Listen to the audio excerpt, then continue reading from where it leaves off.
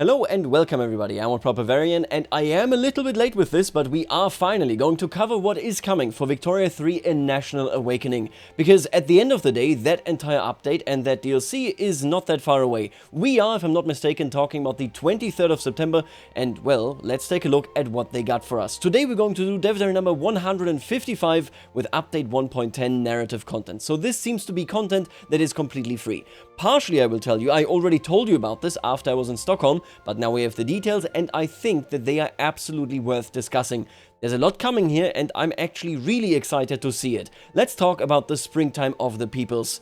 In 1848, a wave of revolutions spread across Europe, toppling the post-Napoleonic order in a matter of months.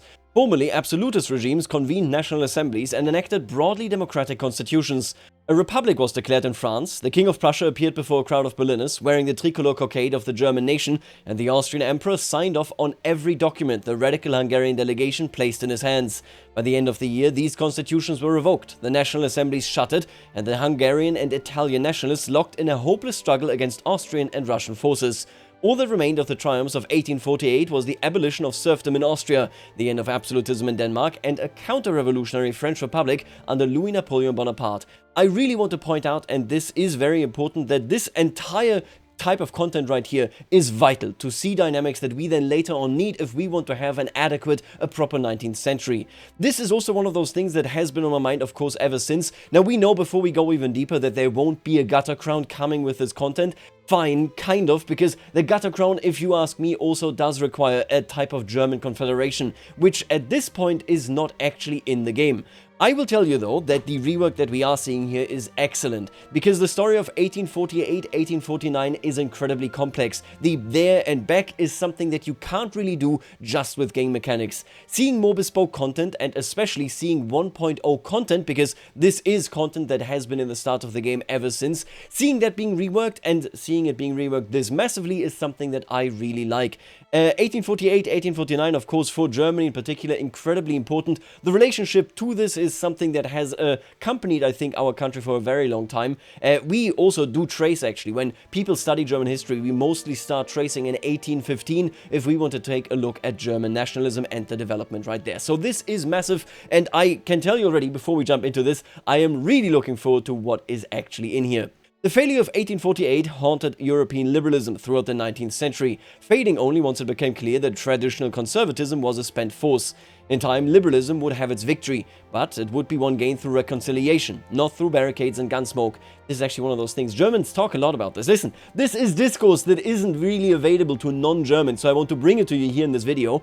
Germans talk a lot when they talk about the period that we never had a revolution to actually succeed much. Yes, of course, we have 1989, 1990 if we want to take a look at it this way, but everything else was solved, quote unquote. So any question, any issue that came up, it was solved from the top down. That is something that is a legacy, and I think very important in the context of a social simulator like it is Victoria 3. To properly represent this great upheaval, we have updated the Springtime of the People's journal entry. Once an applicable European country experiences a revolution from a movement categorized as liberal or socialist, the Springtime of the Peoples will activate for all European countries that have researched egalitarianism. Oh, that requirement. You know, now that I look at this, I'm like, that requirement is actually kind of tight. I believe, and I could be mistaken and maybe they changed it, I don't think Austria has this requirement. I assume that they have balanced for it, right? I don't think that they have egalitarianism. I think many of the Italians don't have egalitarianism either. I hope that if you don't have a revolution very early on, that you don't ruin your game, because it can only trigger once. But in general, I think it has to be said that the way that it was done previously wasn't exactly correct. I think it was like a 10-year time period where you have more upheaval and stuff is going on. That isn't really what was happening there. It was an explosion out of suppression, right? So 1848, 1849 is a very short time span. It is a moment in time rather than a long period. Austria has researched egalitarianism, and any European country with a rank of major power or above is experiencing a liberal or socialist revolution. Triggers the event the Springtime of the Peoples. This is kind of cool because I'm pretty sure, I mean, it depends on whether they have changed it as well. In the original file, so what we have currently for Springtime of the Peoples, Russia is explicitly excluded. With this, Russia is organically excluded, right? If they happen to realize that egalitarianism is something that they want to research, then That could be an interesting Russia game. I would actually quite like to see how that plays. Anyway, obviously this is an explosive thing. This comes in Germany after the Biedermeier years, so after the years of kind of political withdrawal where you didn't really interact with politics because the upheaval, of course, of 1815 and everything thereafter, the Wartburg Festival, was so damaging to the idea of standing up because you would immediately get repressed, of course, by the kind of apparatus that had established itself here. That, yeah, what we have right here is a really good solution. I like what we have, I think.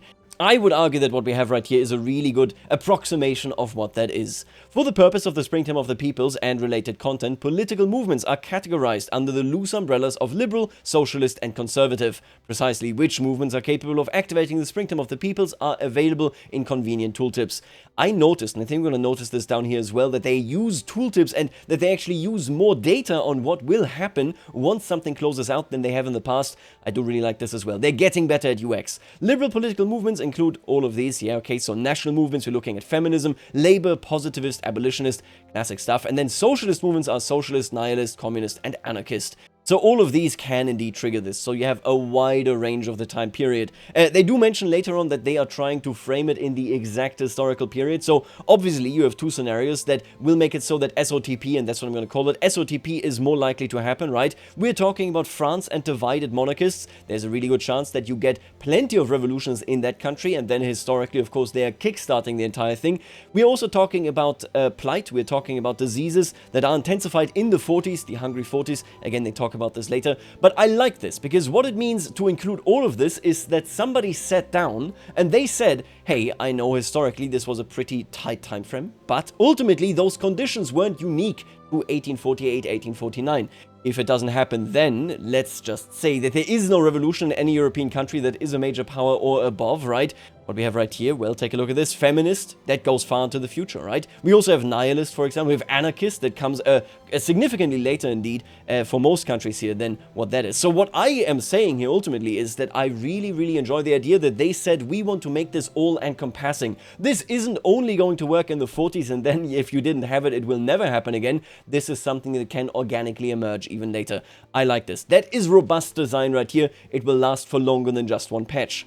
Whilst the SOTP is active, political movements in general will have increased activism, and various liberal political movements will have greater pop attraction.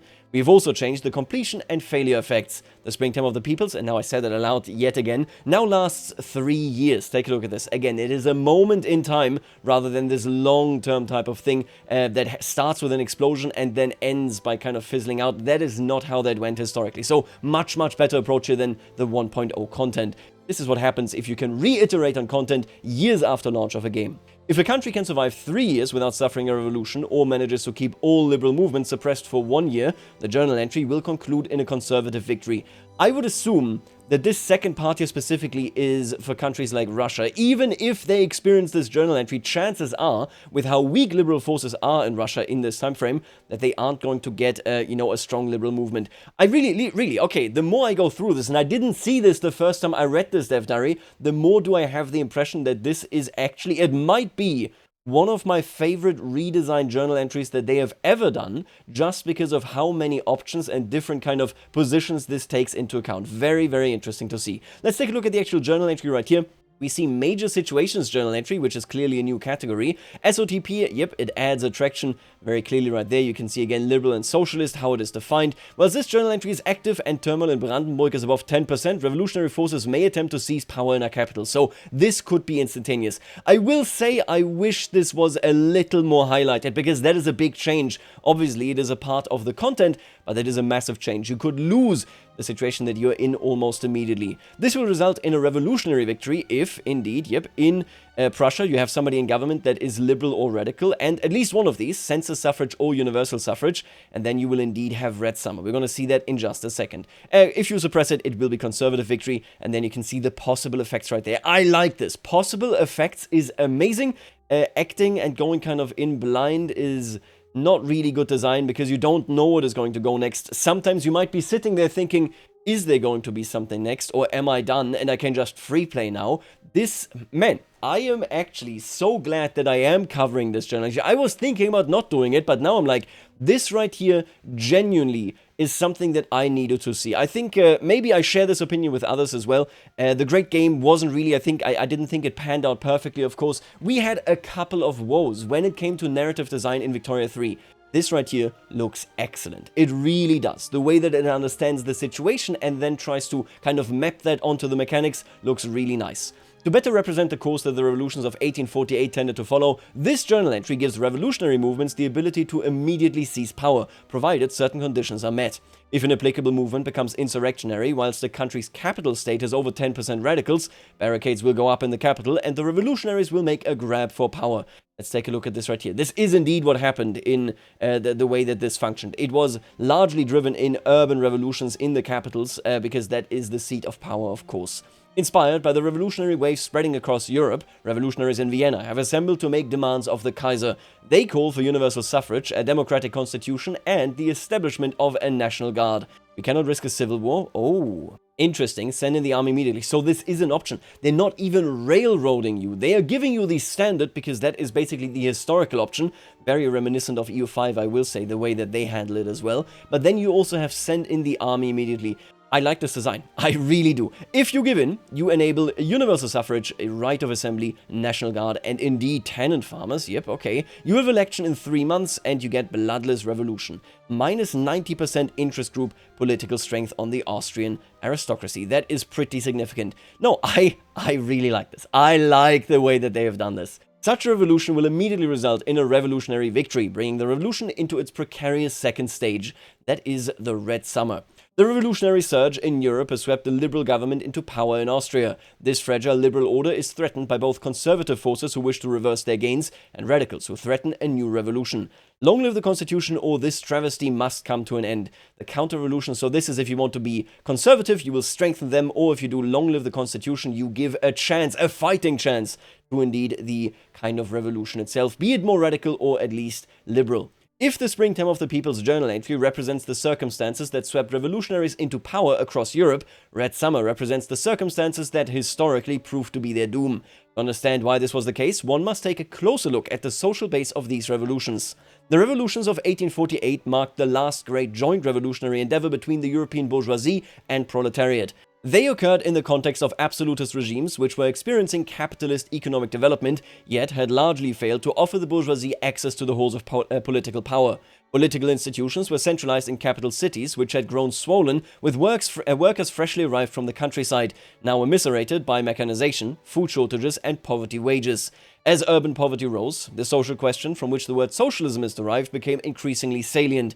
It is precisely this question that the liberal revolutionary regimes failed to solve, breaking the alliance between classes at the crucial moment. Each country's revolution typically followed a similar course of events. Protests led by members of the middle classes and granted momentum by the working classes would escalate into the construction of barricades to block the movement of troops. This alliance, by the way, so just for the record, I will co-sign this. To me, this is exactly the kind of narrative where you come into a position where, yes, we have a common enemy, and then you actually fail to address, once you are in power, what the new status quo should become, and then you run into that issue that emerges from there. This right here, it was in Germany most certainly something that was largely led by the middle classes. Again, we have the Biedermeier, we have the Burschenschaften and so on that are looking at this from both indeed a liberal point of view but also a nationalistic point of view, which is again why this right here, the German national movement, can trigger this as well. I really like this approach, and I am so glad to kind of read this explanation right here because it covers the understanding that is necessary to write something like this. Really cool. Facing the prospect of further violence, besieged monarchs would typically agree to appoint liberal ministers, convene a national assembly, and enact a constitution. The liberal ministers, generally representing the middle-class section of the revolutionary coalition, would find themselves simultaneously pressed by radical demands to solve the social question and the resistance of the conservative establishment. Their failures to address the problem of poverty typically led to a more radical uprising. You know, I actually remember reading about this, and they do mention it here kind of. I do remember reading about the situation specifically in the Austrian-Polish territories, and how those people were largely saying we need to get rid of these oppressive laws that indeed make it so that we basically still live in serfdom. Super interesting, obviously very different situation from the very urbanized German revolutions, right? But simultaneously, we're looking at a situation where then you start splintering with, you know, the people that hold the economic power, which is of course a shared kind of responsibility at this point of the absolutist power holders and the bourgeoisie, much like it was established right there. Really, really cool approach. Their failures to address the problem of poverty typically led to a more radical uprising. Former supporters of the revolutions, now threatened by the prospect of further social chaos, fled into the conservative camp, providing the means for the conservative military and aristocracy to dismiss the liberal cabinet and abrogate the new constitution. The exception is the separatist revolutions in Italy and Hungary, where these coalitions were saved from their own contradictions by the pressing threat of the Austrian military. That's basically what we're looking at right there. To summarize, once the coalitions of 1848 seized political power, the contradictions between the demands of middle-class liberals and working-class radicals became immediately clear. These contradictions spiraled into violence, prompting those who desired social peace to turn against the revolution and cutting its feet out from under it. The story of the Frankfurt Assembly, and I want to stress the Frankfurt Assembly isn't content in here, but that is basically it. The story of the Frankfurt Assembly, that by the way, and this is one of those remnants that did remain afterwards, the Frankfurt Assembly constitution that was created at the time and was intended to become a pan-German constitution was actually quite nice. It was a piece of paper that was significantly better than, for example, what would later come on after 1918 in the Weimar Republic. What they wrote down there was quite sensible, but the coalition to support it and to erect it was completely falling apart by the time that the coalition or that the constitution had actually been written. The Red Summer Journal entry has two progress bars, the first representing the revolution's entrenchment, the second the gathering counter-revolution. If the counter-revolution reaches 100%, the revolution will be crushed, restoring the distribution of power, free speech, and internal security. So all of the laws that had been changed, laws a country had at the beginning of the springtime of the peoples. Right, yeah, that is a massive counter-revolution progress right there. Revolutionary politicians are currently in government. They are mentioning this because that is a requirement, I believe, for progress right there.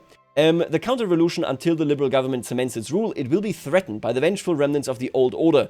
If counter-revolution progress reaches 100, the revolutionary government will be removed from power and a conservative order re-established. This is very similar to the last Dev Diary that I covered here about Victoria III, matching my expectation for looking at history and wanting to depict it that Victoria III wants to have. Victoria III, and I can say this right now, having played EU5, is more freestyle than EU5, because EU5 still has the endpoints of kind of a board game. This is not a criticism, it is different design. This makes it so that you will, without a doubt, certainly experience certain things. This here is more dynamic, because Victoria III wants to do something different. And this looks like exactly what Victoria III wants to do, and it's really robust. I like what they have right here. Let's take a look at these requirements, actually. You need to, if you want to complete a liberal victory, progress has reached 100%. You need a liberal ideology or liberal progressive socialist in government, and to complete a radical victory, so the actual, the full-on, we become a republic, you need to be a republic, and you need to not be in an election campaign. Okay, the legitimacy needs to be 50 or greater. Interesting. So this obviously will prompt a revolution, let's be real here. No interest groups in government support the enactment of monarchy as well. So basically you completely isolate yourself from even the moderate elements right there. That would be a radical victory. Obviously unlikely, I think, for most countries in Europe. On a revolutionary victory, on a liberal victory, triggers the event Peace, Liberty and Concord, and then the revolution victorious. So this also, again, you can see the possible events right there.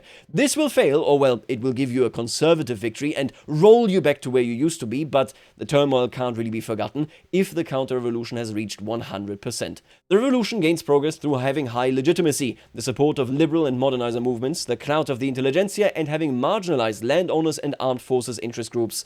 The counter-revolution gains progress through having the monarchy law, the clout of the landowners and armed forces, the presence of an active insurrection or rebelling subject, or an absence of liberal interest groups in government. The counter-revolution is hindered by having insurrectionary conservative political movements. If the conservatives are the ones causing trouble, this allows the revolutionaries to present themselves as the guarantors of stability. Let's take a look at this. You get Red Summer progress, legitimacy, support of liberal and modernizer movements, and clout of the intelligentsia.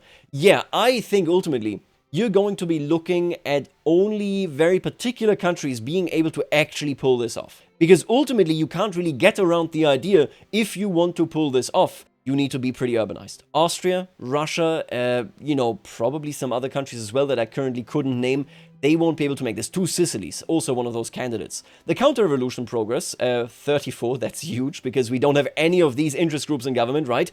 And from insurrectionary, liberal, and socialist political movements indeed as well. You get clout of the Austrian aristocracy and armed forces and the monarchy law right there. That is a massive, massive piece of progress. Listen, this design is really cool. I have nothing negative to say outside of I really want the crown from the gutter, I really want the Frankfurt Parliament, I really want to see all of that, okay? That is all I can say, but this rework right here on a more generic and a more general sense, definitely on point with what I have in mind as well. In addition to the liberal and conservatives outcome, there is the radical outcome. If one can abolish the monarchy whilst maintaining a legitimate radical or socialist government, one can crush the counter-revolutionaries and save the revolution. The revolution has brought an end to monarchical power and crushed the counter-revolution before it could arise. The Austrian people shall have their republic. The Seltsam cabinet will bring great liberties. Interesting. To ensure that Europe has a good amount of radicals during the build-up of the Springtime of the Peoples, we have added a new journal entry representing the European potato famine, a European-wide epidemic of potato blight which led to the 1840s acquiring the moniker of the Hungry Forties. It is this blight which caused the Great Famine in Ireland, which led to upwards of 1 million deaths. They did mention, by the way, that Ireland is likely scripted, or at least more likely scripted, right, to get hit harder from this, and then obviously the response of the British government will determine how poorly it goes. But this is nice. The disease system, the kind of effect system that we got, right, a couple of patches I think back now, what a great use for it. I am so glad that that is in the game. That is all I can say. At the time I was like, yeah, I mean, it's not terrible, you know, these harvesting effect, it's nice, it's good. And now I'm like, wow, okay, so you actually had a plan for this. I am really happy to see it. The Hungry Forties journal entry is activated by a critical mass of European states having the disease outbreak harvest condition. For as long as it lasts, the journal entry will further increase the prevalence and intensity of disease outbreaks in Europe. Let's take a look at this right here. Disease outbreak, harvest condition impact, and rye farm building throughput. Wow, we're getting an actual famine right there. The European potato blight, while this journal entry is active, the rate at which the disease... This is quite nice to see. I really do like to see this. What can I say? I think the design of this kind of content compound, it is complex, it is very clearly complex, and in the past, whenever I would see very complex journal entry compounds in Victoria 3, I would ask the question, can the AI do this? Is this something that can take place and is interesting if I'm not the player, if I'm not engaging with it? This is robust, it is so mechanically flexible that this doesn't need to happen just in the period of the 40s. It is heavily encouraged, of course, but you can even go later. You can have the 50s and the 60s where this can also happen. I think this is really well designed. This is one of those things where I have no notes. I think the understanding is on point, and I cannot wait to see this then finally feed indeed into the great Frankfurt Assembly. National liberalism, of course, also a huge topic in particular for Germany. All of these movements have the national liberal ideology, so that is German, Italian, Yugoslav, and Illyrian, and exist to help facilitate the unification of the German, Italian, and South Slavic states. In the case of Germany and Italy, it replaces the cultural majority and radical movements. In the case of the South Slavic states, where the Yugoslav/Illyrian movements often clash with more exclusive nationalist movements, it instead competes with them for supporters. German national movement right here, you can see they're agitating, they can cause obstinance, and their support is currently marginal. They are indeed pressuring the petite bourgeoisie. That is literally the way German unification and German nationalism was coming from. The student movement was a massive, massive element of this, of course. We're talking about the Burschenschaften, the Turnerschaften, and so on. This is a really fitting, I think, movement that they are now putting into the game right there. The national liberal ideology blends the liberal, radical, and ethno-nationalist ideologies. It tends to favor laws that are conducive to increasing the fervor of a country's primary cultures, such as public schools and the more exclusionary citizenship laws. It also favors the extension of civil liberties and opposes the guild system. The latter will be covered later in this dev diary. We're going to talk about that just a bit. So national liberal means you're in favor of guaranteed liberties, protected speech, universal suffrage and census suffrage, public schools, because yes, this is a national movement and public schools do facilitate assimilation. You know, talk about indeed the Polish policy, or rather the German policy for Poles in Germany after unification. It is against the guild system and indeed in favor of national supremacy, but is also quite happy with ethno-state and racial segregation if cultural exclusion, anything past that, is enacted. These national liberal movements will be important for the unification of Germany and Italy moving forwards, rather than immediately switching towards a pro-unification footing, which is what happens once you research it. Everybody's like, yes, let's do it. The willingness of German or Italian states to unify their respective nations is now dependent largely on the level of pressure the German or Italian national movements exert upon its interest groups in government. This is insanely important, okay? And I'm not even talking about Germany. I am talking about Italy. What I am seeing here, in my opinion, is an iteration on what we already got on the topic of Italian unification. Italian unification, and I do not remember the patch, but it was reworked, and frankly, it was cumbersome. It is cumbersome. Italian unification is not satisfying as of right now, but with this, where it becomes more dynamic, where it becomes more interesting, it seems to finally have found its stride yet again. The idea here clearly is that we have a softer, we have a more population-driven thing, rather than me pressing a button to spawn infinite radicals in Austria for the Italians, right? This also means that there is now a different pressure kind of environment for the Italian states. I like this as well. I think what they have done right here should make it so, hopefully, that Italy doesn't just form, but that it forms on an interesting and believable kind of way. They have also reworked the Risorgimento journal entry that has been updated to revolve around the Italian national movement. The Italian minor nations may unify with us if we become the sole Italian unification candidate. I wonder whether the rules have changed because you need to be a major power. The AI does struggle with this. Encourage Italian nationalism and spur pro-unification sentiment. I assume that this will impact indeed the movement. Whilst this journal entry is active, having an active revolution caused by an Italian national movement will lead to the seizure of the Lucan government by pan-Italian revolutionaries and annexation into the leading Italian state. So I don't think that you need to be... Oh, did they bring back 1.0? See, I'm curious about this. The leading Italian state is not the same wording as unification candidate. If they allow you to annex this, even if you aren't unification candidate, you're just the most prestigious or such, you know, something like this pro-unification country in Italy, this would be nice. This is nice. The 1.0 content, if you recall, you can add countries to your power block. Well, okay, I guess that it doesn't exist anymore in that way. You could add them to your customs union back then, which is no longer a thing like this, and then they would just voluntarily join you. I don't think this is making a comeback, but this clearly is a lot more on a sliding scale than pressing that button and then an immediate increase happens and they just kind of get toppled. I hope that this finally settles the issue of Italy and makes this a nice...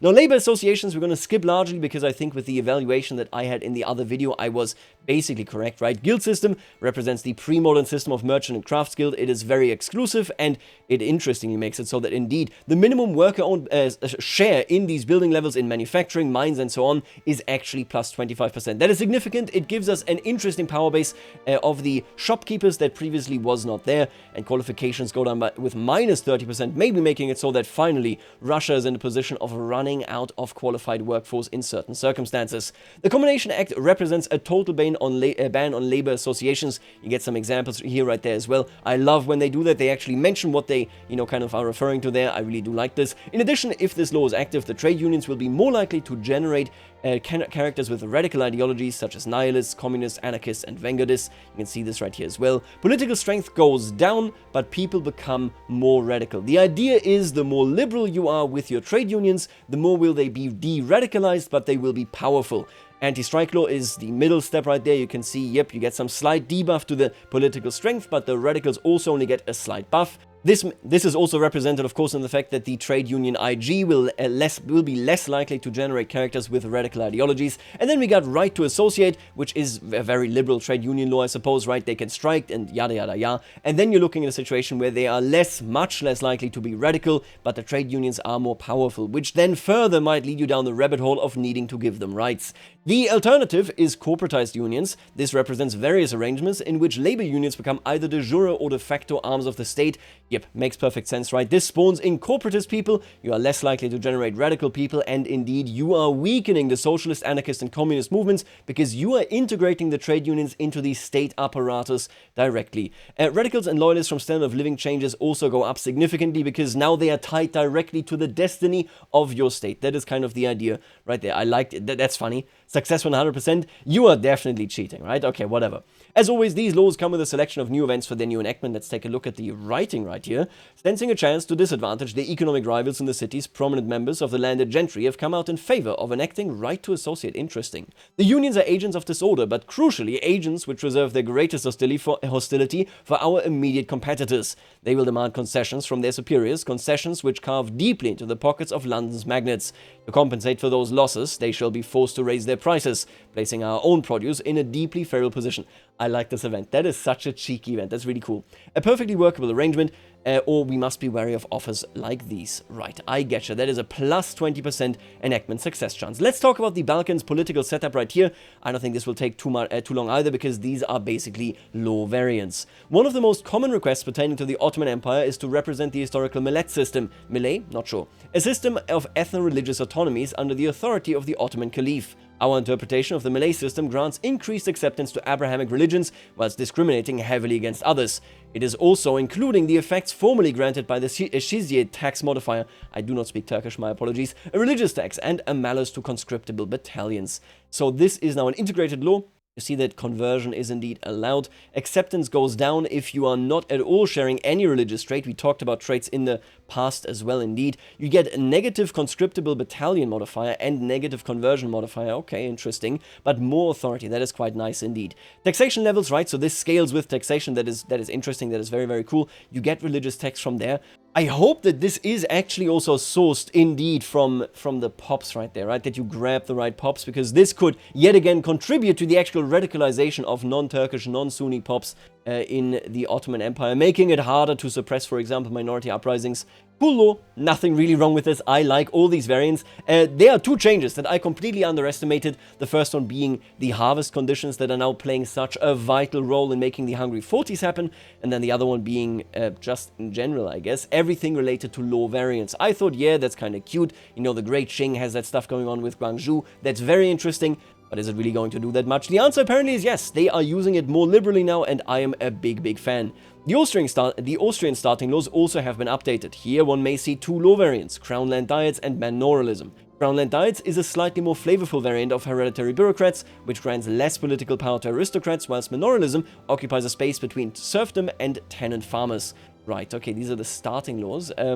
Nothing too surprising. A subjecthood, obviously, right? Land-based taxation, mercantilism, manorialism, which is basically just, you know, between serfdom right there, local police force. Yeah, I think this is very expected, including, of course, the guild system. We need one more law over here. That is all I can say. If we don't get a law over there, we riot. In 1781, Emperor Joseph II passed the serfdom patent, which sought to abolish serfdom throughout the Habsburg lands. However, that didn't really happen. To summarize it here, you get corvée labor, which essentially they have to still do forced labor for the landlords. There are still responsibilities, and this was, again, one of these big topics that was something that happened in Austrian Poland as well. So we're talking about manorialism right here. So this is plus 35% Austrian aristocracy, and it unlocks a production method right here. Countries with manorialism have the corvée labor production method active on their subsistence farms, which reduces subsistence output but grants a minor increase to construction efficiency in states with an abundance of subsistence farms. This modifier represents landlords renting out forced peasant labor for one's construction projects. I mean, am I going to say no to cheap labor? I don't think so, but obviously this is necessarily bad because of the way that it buffs the Austrian aristocracy. You definitely want to get out of this, but fundamentally this will just add flavor.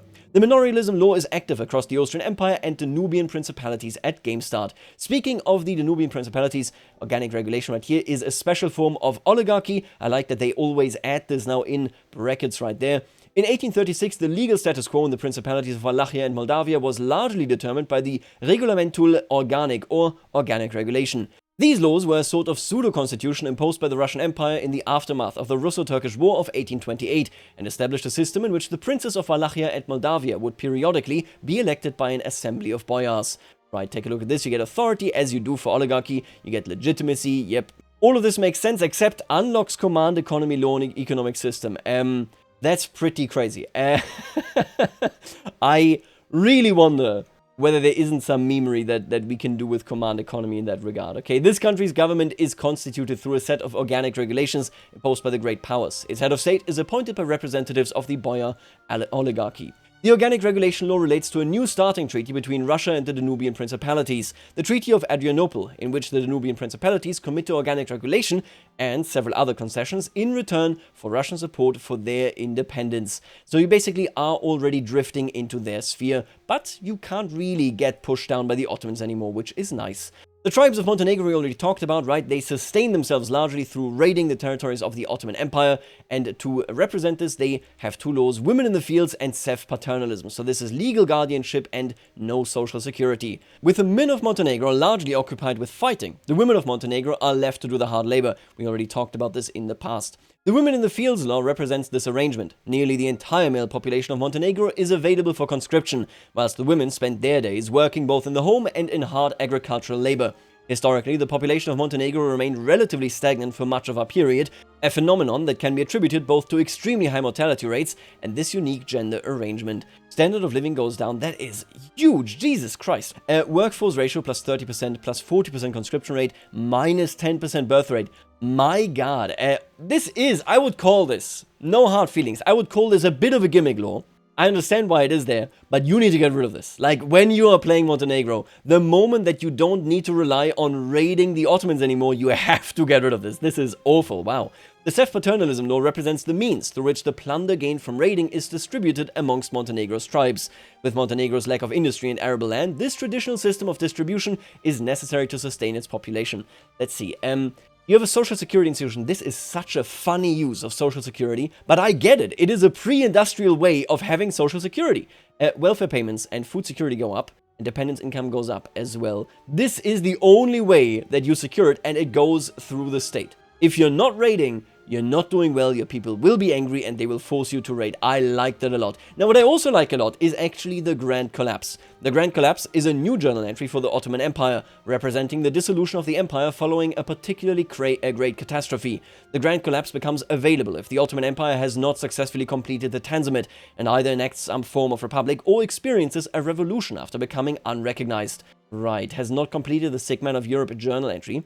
At least one of these, not monarchy or theocracy, all of these. Ottoman Empire is unrecognized country and a civil war is proceeding, so one of these just needs to be true.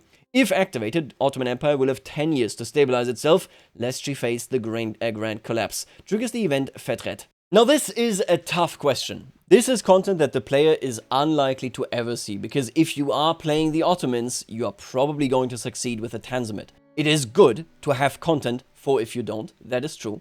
But what we should be looking at here in, just in general, I think, is how can at all the AI handle this? Because this is most likely going to be content that the AI gets, so that something interesting, when they fall apart, happens in the Balkans. I like to see this, I think this is necessary and good content, but I want to point this out. The content related to the Germans, right, that we had above, the content related to SOTP in general, that is content that the player and the AI will be dealing with. This is primarily something for the AI.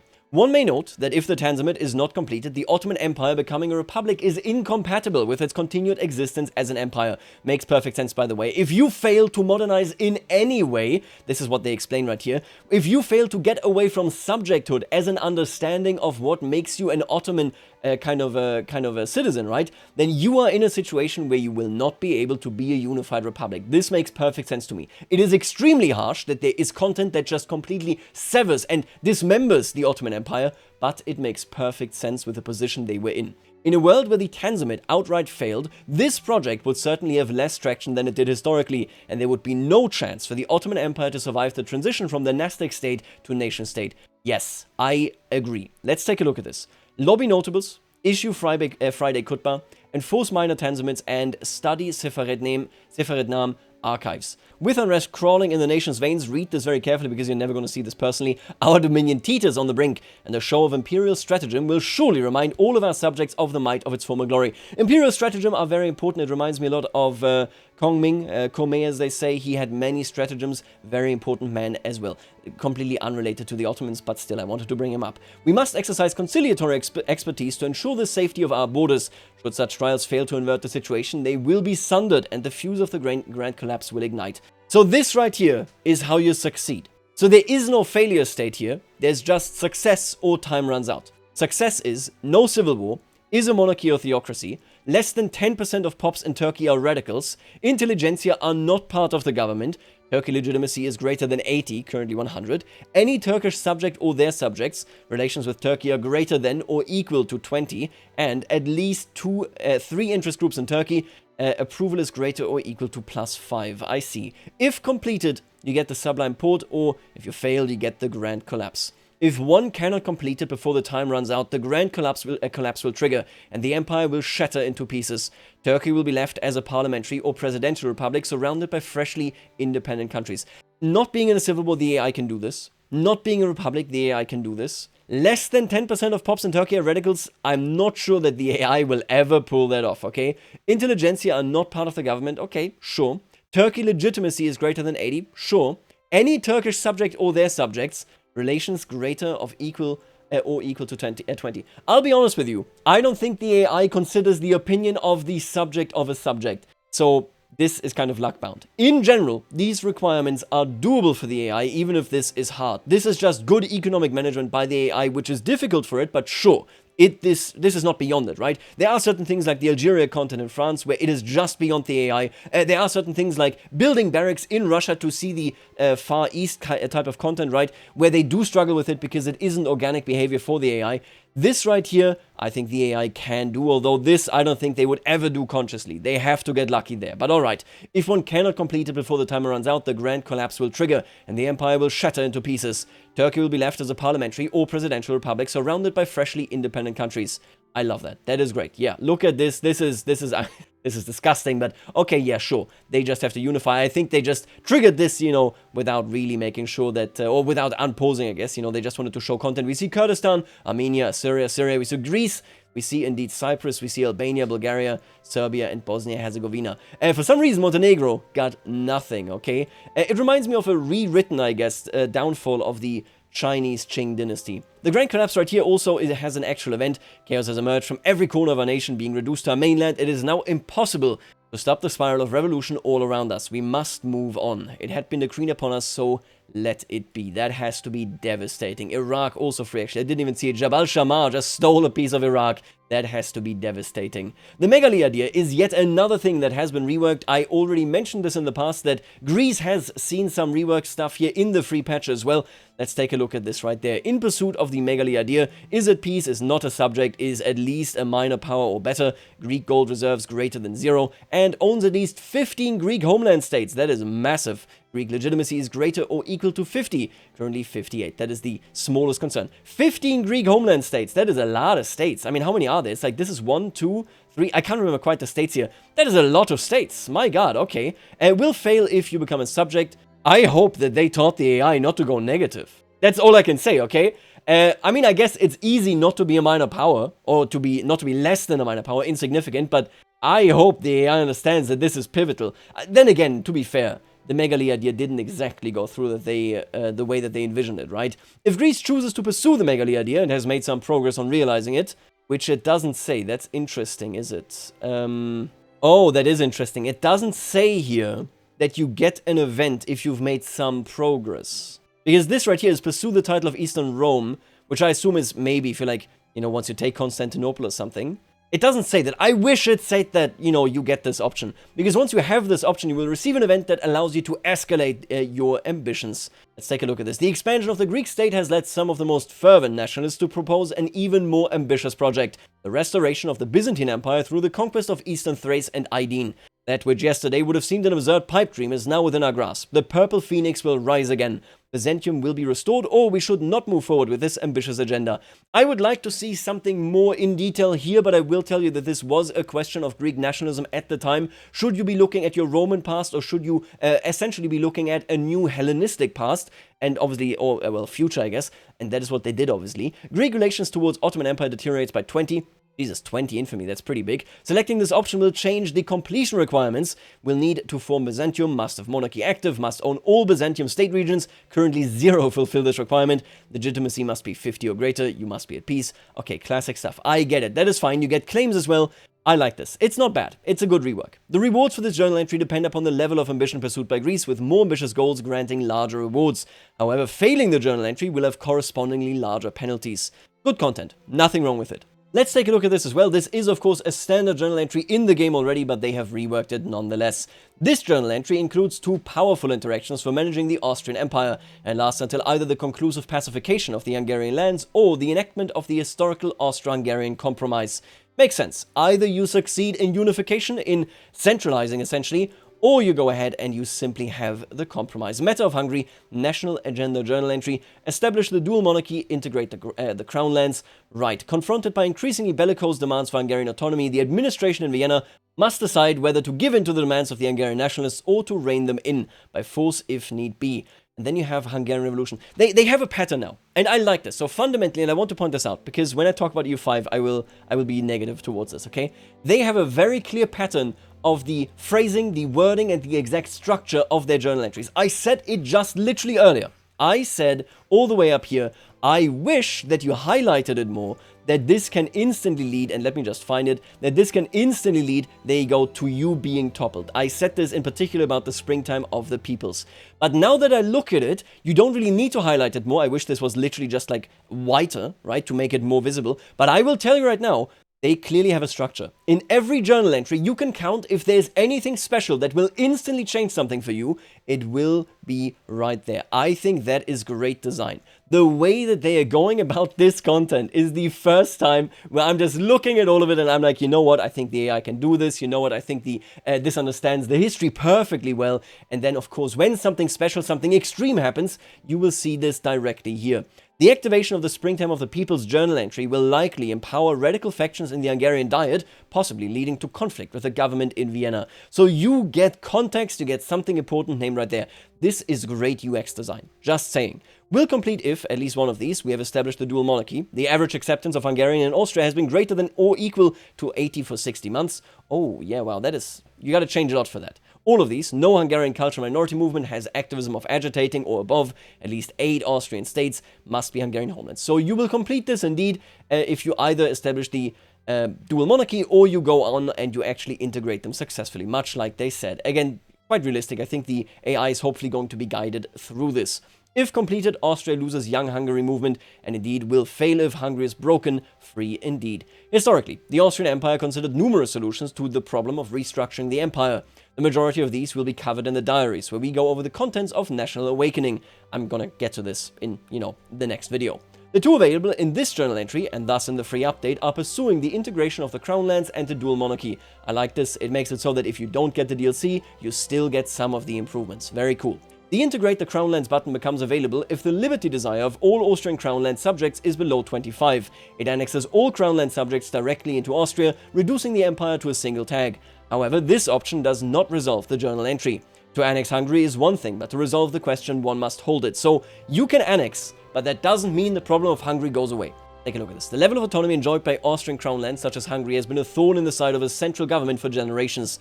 Largely administered by their own institutions inherited from the days of the Habsburg composite monarchy, they have resisted the reform efforts that now characterize the so-called Erbländer.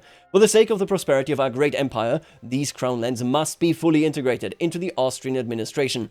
All crown land subjects have less than 25 liberty desire, then you get to annex them. If one chooses to integrate the crown lands and this goes poorly, one may decide a compromise is in order. The Establish the Dual Monarchy button enacts the historical Austro-Hungarian Compromise, I almost said Hungary, reorganizing the empire into a personal union between Austria or Cisleitania and Hungary or Transleitania. Taking this decision will immediately complete the Matter of Hungary journal entry at the cost of foregoing German unification and greatly increasing Hungarian autonomy. I love it. I love it. This is good. This is great content. No, big fan. If Hungary does not exist on the map when this button is pressed, this button will restore it to life, right? So if you go, I cannot pacify them via centralization, you can just say, you know what, Hungary, bring him back out from the basement, put him on the battlefield yet again, I need this boy. Which indeed they kind of, historically, that is how that went. When organizing Austria-Hungary, one may also decide the fate of Croatia. Will Croatia continue to be partitioned between Austria and Hungary, or will it be placed fully under the auspices of one of the crowns?